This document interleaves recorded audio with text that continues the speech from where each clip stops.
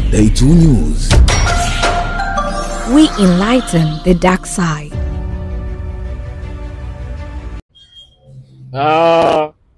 Natambua kwamba taarifa zaidi zitaendelea kutolewa, na nitumie mahali hapa vile vile kulitaka jeshi la polisi na jeshi la uhamiaji, idara ya uhamiaji, kwa pamoja watoe kauli kwa umma kwamba makamu mwenyekiti John Heche yuko wapi na ana hali gani.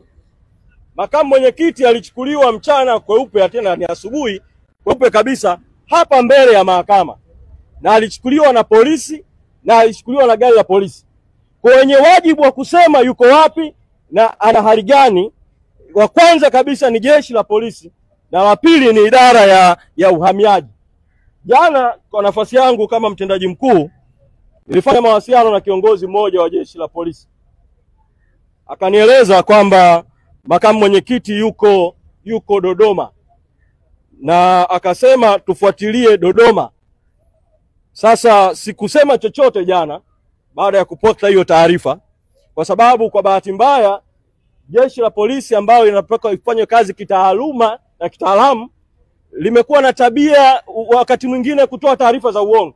Sababu juzi walimpa mkurugenzi wetu wa sheria na haki za binadamu, wakili Gaston Garubimbi, walimpa taarifa kwamba makamu mwenyekiti Heche wanampeleka Tarime, kwamba wamempeleka Tarime, lakini kumbe walitoa taarifa za uongo. Kwa nilipopokea taarifa ile jana, tuliamua kwanza tuifanyie kazi kwa kina, wakati tukilitaka bado jeshi la polisi litoe taarifa, na jana usiku tukapata hakika kwamba yuko Dodoma, na akaweza kufikiwa na mmoja wa wanafamilia, na leo tukafanya tena ufuatiliaji kuhakikisha kwamba anapata haki zake zote inavyostahili.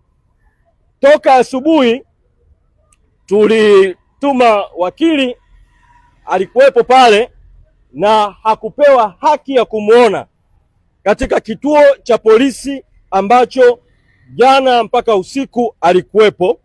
Mpaka inafika saa 8 mchana wakili alikuwa hajapewa nafasi ya kumuona.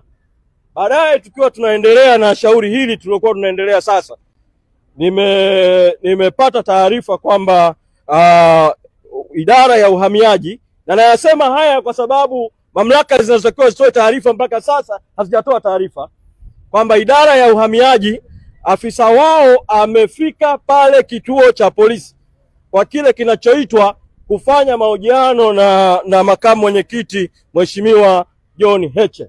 Sasa sijapata tena taarifa zozote za ziada mpaka ninavyozungumza na nyinyi muda huu sasa hivi juu ya makamu mwenyekiti John Heche ana hali gani, nini kinaendelea kuhusiana na hatima yake, na kwa sababu hakuna taarifa zozote kwa umma mpaka sasa kutoka kwa jeshi la polisi wala idara ya uhamiaji, mwito wangu bado kwa jeshi la polisi na mwito wangu kwa idara ya uhamiaji ni kutoa taarifa kwa umma juu ya alipo makamu mwenyekiti John Heche na hali yake ilivyo, na wamwachie huru, kwa sababu hakuna mashtaka yoyote ya msingi dhidi yake. Ninachokiona tu mimi ni jaribio la kutaka kutumia visingizio kuendelea kumshikilia kuelekea tarehe 29 Oktoba na baada ya tarehe 29 Oktoba.